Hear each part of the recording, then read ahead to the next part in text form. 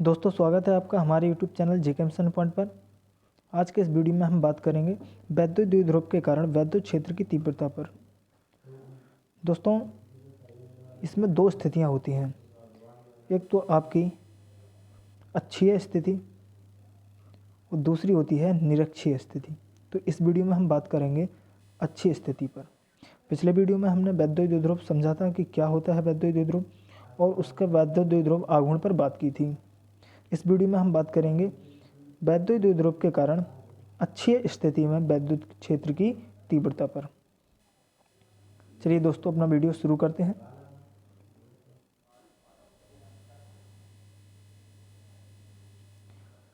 इसमें हम दो आवेश लेते हैं, यानी कि एक वैद्युत द्विध्रुव होगा इस तरीके से,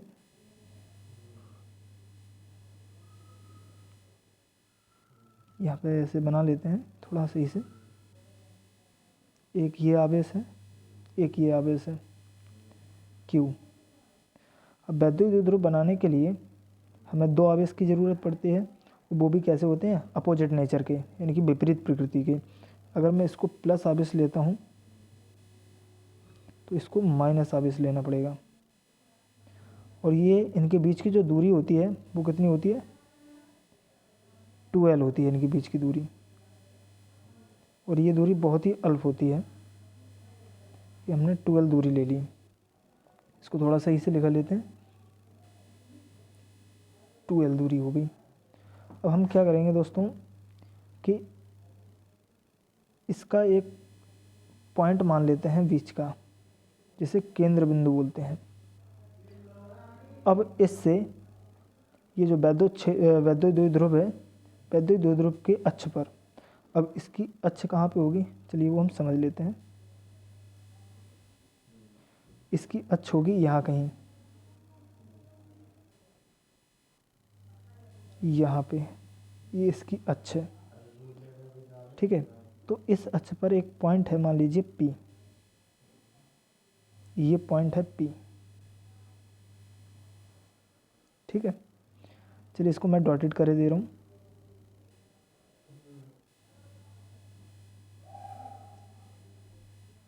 ये मैंने डॉटेड कर दिया। अब मैं मानता हूँ, थोड़ा इसका छोटा कर दे रहा हूँ आकार। अब देखो, इस O से इस P की बिंदु, यानी कि इसके मध्य बिंदु से इस P की जो दूरी होगी वो दूरी होगी R, ठीक है। अब याद रखना, इतनी जो दूरी है ये वाली, यानी कि O से Q की दूरी, O से Q की जो दूरी है वो L होगी, L, और यहाँ से इतनी दूरी भी L हो जाएगी। पूरी दूरी 2L है ना, तो ये यहाँ से इतनी दूरी L हो गई, और इतनी दूरी यहाँ से इतनी L हो गई।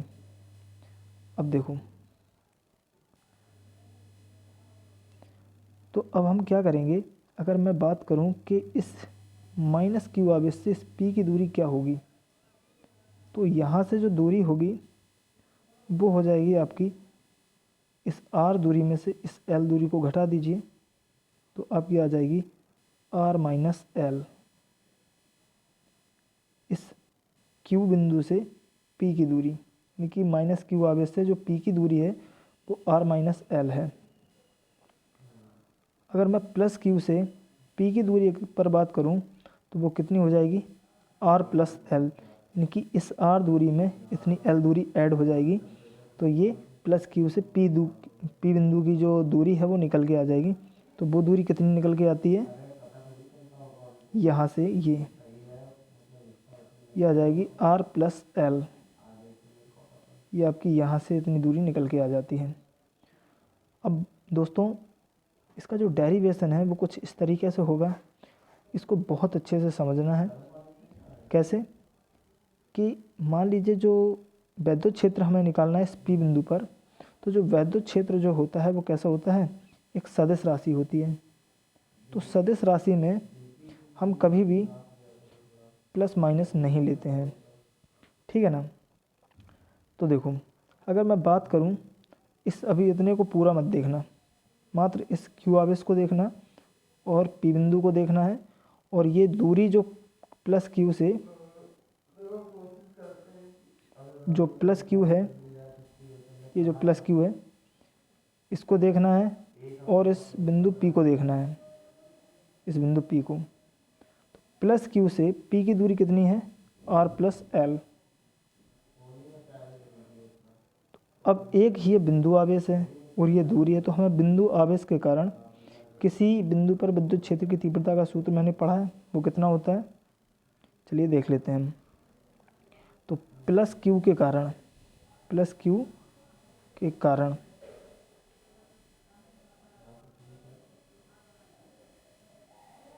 प्लस क्यू के कारण पी पर विद्युत क्षेत्र, मैं इसको E1 मान लेता हूँ। अब मैं इसकी डायरेक्शन देख लेता हूँ कि डायरेक्शन कहाँ से कहाँ की ओर होगी, तो इस पर चलो बात कर लेते हैं। तो देखो ये जो माइनस क्यू है, माइनस क्यू ये वाला, तो माइनस क्यू के कारण जो पी पर विद्युत क्षेत्र होगा वो कहाँ की ओर होगा, माइनस क्यू आवेश की ओर ही होगा। मान लीजिए मैं इसको E2 मान ले रहा हूँ, ये हमारी E2 विद्युत क्षेत्र है।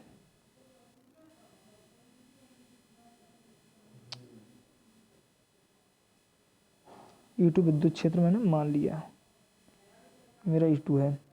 और ये जो प्लस क्यू आवेश है, ये जो प्लस क्यू आवेश है भाई, ये वो इसके कारण पी पर जो विद्युत क्षेत्र की दिशा होगी वो क्या होगी,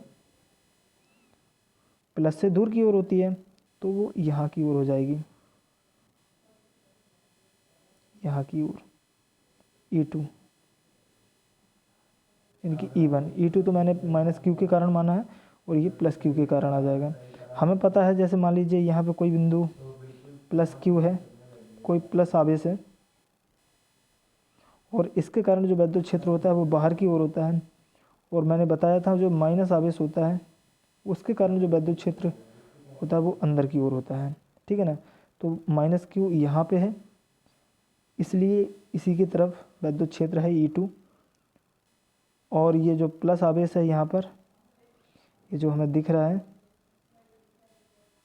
ये तो इसके कारण जो विद्युत क्षेत्र है इससे दूर की ओर होगा। तो देखो इससे यहाँ पे दूर की ओर दिख भी रहा होगा ये, ठीक है ना। तो इतनी बात हमने समझ ली। तो यहाँ से हम जो E1 निकाल रहे थे, जो E1, यहाँ से हम जो E1 निकालने वाले हैं, तो जो E1 निकलेगी वो कितनी निकल के आएगी, E1 इज इक्वल टू इस प्लस क्यू आवेश के कारण P पर विद्युत क्षेत्र कितना निकल के आएगा, 1/4 पाई एप्सिलॉन नॉट। मान लीजिए ये पूरा सिस्टम आपका निर्वात में रखा हुआ है, तो यहाँ से आ जाएगी जो विद्युत क्षेत्र की है वो तीव्रता है वो कितनी आ जाएगी, Q/R² होता है। तो R² की जगह पे दूरी हम क्या लेंगे, R+L। तो यहाँ से दूरी हम जब R+L लेंगे तो यहाँ पे R+L का होल स्क्वायर हो जाएगा। तो चलिए मैं यहाँ पे R+L का होल स्क्वायर रखे दे रहा हूँ, R+L का होल स्क्वायर, ये रख दिया। अब इसी प्रकार हम माइनस क्यू आवेश के कारण विद्युत क्षेत्र की तीव्रता पे हम बात करते हैं। तो माइनस क्यू आवेश के कारण, माइनस क्यू आवेश के कारण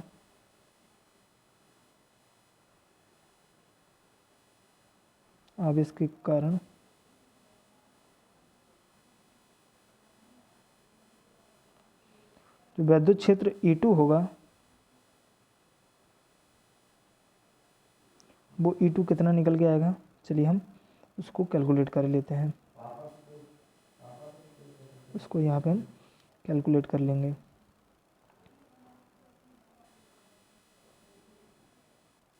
तो देखिए दोस्तों, 1/4 पाई एप्सिलॉन नॉट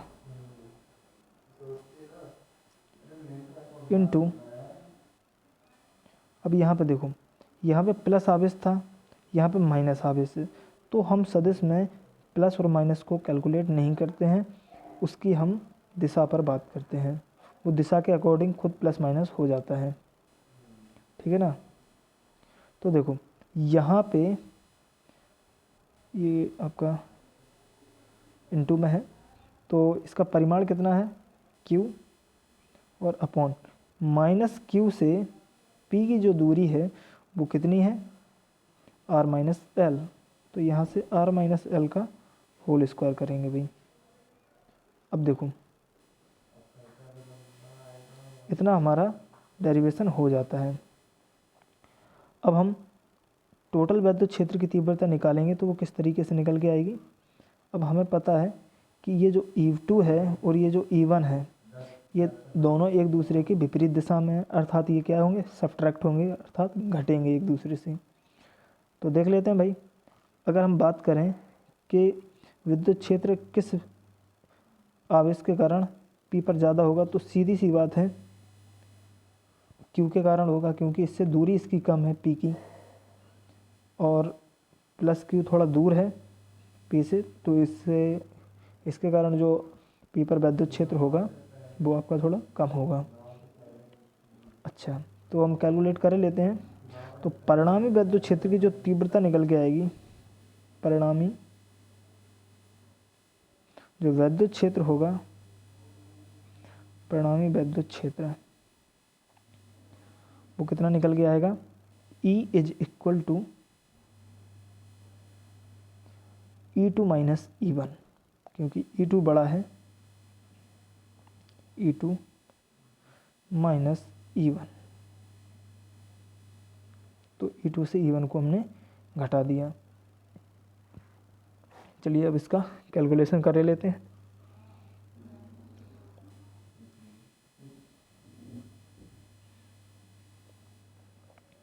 यहाँ पे देखो E2 का मान हम रखेंगे 1/4 pi epsilon naught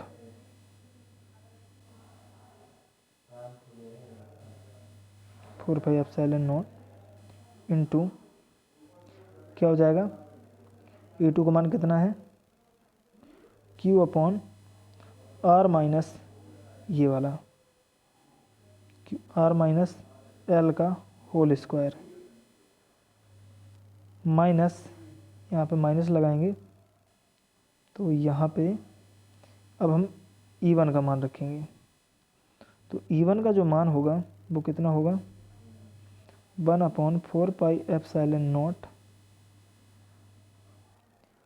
into Q upon R plus ये वाला मान R प्लस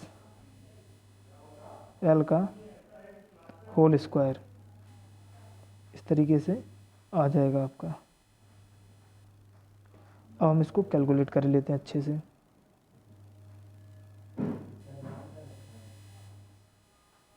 यहाँ पे देखो,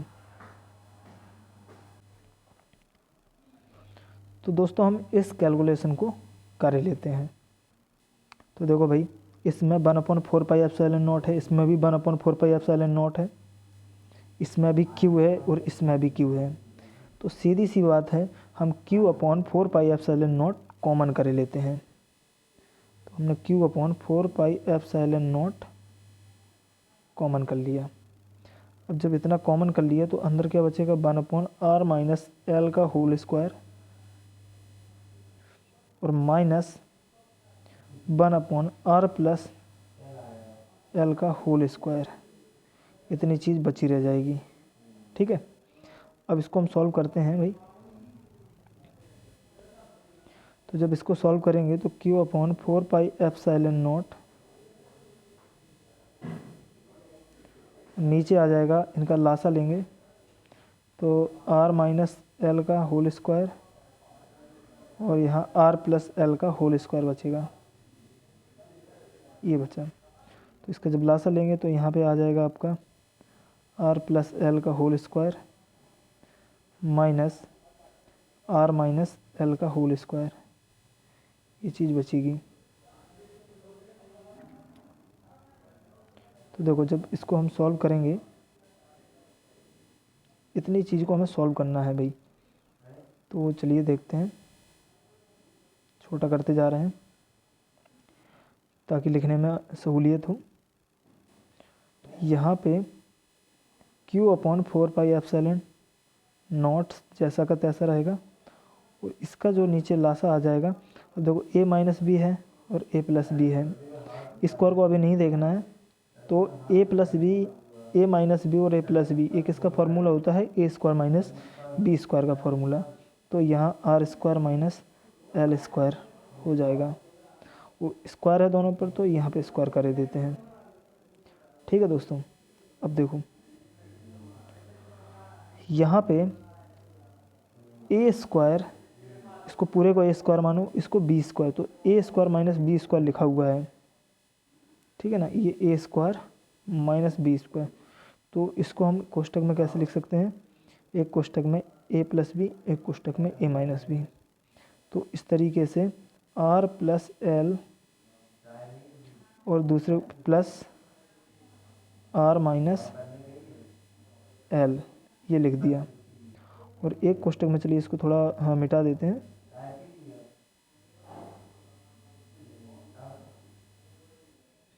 यहाँ पे थोड़ा लिख लेते हैं। और दूसरे कोष्टक में क्या हो जाएगा, अभी हमने a प्लस बी किया, दूसरे कोष्टक में हम करेंगे a माइनस बी, यानी कि r plus L minus R minus L, तो माइनस इंटर करेगा तो ये भी r प्लस एल हो जाएगा, और ये पूरा बड़ा कोष्टक। चलो इसको थोड़ा छोटा कर लेते हैं, फिर एक बार इसको पूरा दिखा देंगे ताकि समझ में आ जाए। आई होप आप लोग यहाँ से सॉल्व कर लेंगे, फिर भी हम आपको पूरा बता देते हैं। तो Q/4πε0, तो यहाँ से अगर देखा जाए तो ये L से L कैंसिल आउट हो जाएगा, और यहाँ पे R प्लस आर यानी कि 2R बचेगा। तो यहाँ पे हमने 2R लिख दिया, इनटू ये बीच में मल्टीप्लाई है, एक तरीके से कोष्टक है, तो मल्टीप्लाई, यहाँ से R कैंसिल आउट हो जाएगा, तो क्या बचेगा 2L, और नीचे बचेगा R square minus L square का होल स्क्वायर, ये इतना बचा। अब देखते हैं इसको सॉल्व करके, ये बराबर में ई चल ही रहा है यहाँ पे। ठीक है, तो यहाँ पे देख लीजिए,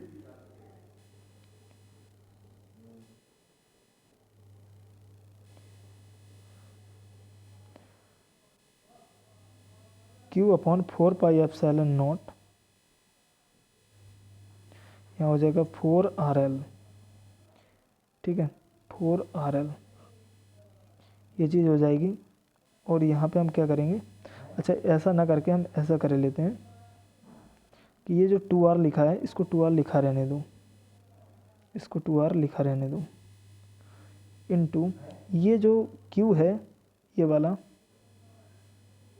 वाला Q है, इसको हम अंदर मल्टीप्लाई कर देते हैं। तो इसका अंदर जब मल्टीप्लाई करेंगे तो यहाँ हो जाएगा 2L इंटू Q। ठीक है, और यहाँ से हम मिटा देते हैं इसको मिटा के 1 लिखे देते हैं। ठीक है ना, ये 1 लिखे दिया। अब नीचे क्या लिखा है, R square minus L square का whole square, R minus L square का होल स्क्वायर। अब देखो भाई, तो ये 2L इंटू क्यू क्या है आपका, हमने पिछले वीडियो में पढ़ाया है वैद्युत द्विध्रुव आघूर्ण। तो P बराबर क्या होता है 2L इंटू क्यू या 2QL, तो इसको हम P लिख सकते हैं, इसको हम P लिखे देते हैं। तो 1/4πε0 2R इंटू P और divided by R square minus L square का होल स्क्वायर, ये हमने यहाँ पे लिख दिया इतना। अब दोस्तों आपको एक चीज़ और समझा देते हैं, ये बहुत इम्पोर्टेंट चीज़ है और जो हमेशा फिजिक्स में यूज होती रहती है। तो इसमें क्या होगा, जैसे मान लीजिए कोई चीज़ अल्प होती है, यानी कि बहुत छोटी, यानी कि 0 से छोटी, सॉरी 1 से जो छोटी होती है, 0 से छोटी नहीं, 1 से छोटी, जैसे 0.1, 0.2, 0.9, ये जो चीज़ें हैं ये छोटी होती हैं, यानी कि 1 से जो छोटी होती हैं और हम उनको स्क्वायर करते हैं या क्यूब करते हैं तो वो और भी छोटी हो जाती हैं। जैसे अगर मैं बात कहूँ कि ये जैसे अल्प दूरी हमारे पास जो है वो 0.1 है, अगर 0.1 का अगर हम स्क्वायर करेंगे तो 0.01 आ जाएगा। 0.2 का अगर स्क्वायर करेंगे तो आ जाएगा हमारे पास 0.04 आ जाएगा। तो देखो 0 पॉइंट था लेकिन ये 0.04 हो गया, यानी कि इससे छोटा हो गया। ये 0.1 था, ये 0.01 हो गया, यानी कि इससे 10 गुना ये छोटा हो रहा है। तो हम कह सकते हैं कि किसी भी अल्प चीज़ का हम स्क्वायर करते हैं तो वो और छोटी हो जाती है, 2 गुनी, 3 गुनी, 10 गुनी, 1000 गुनी छोटी हो जाती है, इसलिए हम उसको निगलेक्ट कर देते हैं। जबकि हम 0.1 को भी निगलेक्ट कर सकते हैं, बट यहाँ पे नहीं करेंगे। अब यहाँ पे स्क्वायर हो रहा है तो हम इसको, ये मान लीजिए जैसे एल स्क्वायर है हमारी, ये अल्प दूरी है, बहुत छोटी है, और अगर इसका हम स्क्वायर कर रहे हैं तो ये और भी अल्प हो जाएगी, जिससे हम इसको निगलेक्ट कर सकते हैं। तो यहाँ पे हम एक पॉइंट लिखेंगे कि एल स्क्वायर को छोड़ने पर, ठीक है ना।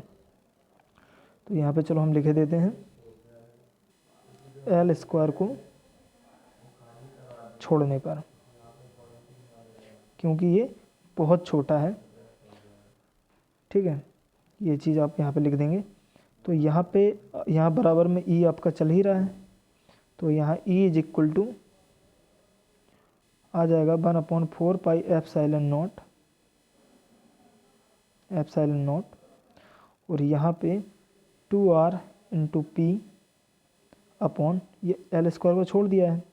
तो अब एल स्क्वायर इसके अंदर क्या बचा, आर स्क्वायर अकेला बचा है। तो आर स्क्वायर का स्क्वायर करेंगे तो आर की पावर 4 हो जाएगी। अब क्या होगा, यहाँ से आर से एक आर यहाँ से कैंसिल करेंगे तो क्यू बचा रह जाएगा यहाँ पे, ठीक है ना। क्यूब थोड़ा सही से लिखा देता हूँ, क्यूब बचा रह गया यहाँ पे। तो यहाँ पे अगर हम लिखेंगे, चलिए लिख देते हैं, E is equal to 1/4 pi epsilon naught into 2p upon R cube.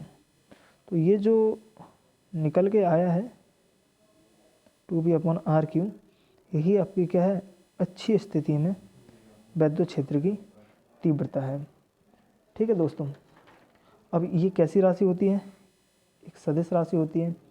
तो इसकी जो दिशा होती है, इसका जो वैद्युत द्विध्रुव आघूर्ण की जो दिशा होती है इसमें, क्योंकि वैद्युत द्विध्रुव है तो उसका कोई आघूर्ण भी होगा, तो इसकी जो दिशा होती है वो वैद्युत क्षेत्र की दिशा में ही होती है। अब मान लीजिए वैद्युत क्षेत्र ये किसके कारण निकला हुआ है, प्लस क्यू। यहाँ पे चलिए बात कर लेते हैं थोड़ा, यहाँ पे चलो इसको थोड़ा बड़ा कर लेते हैं।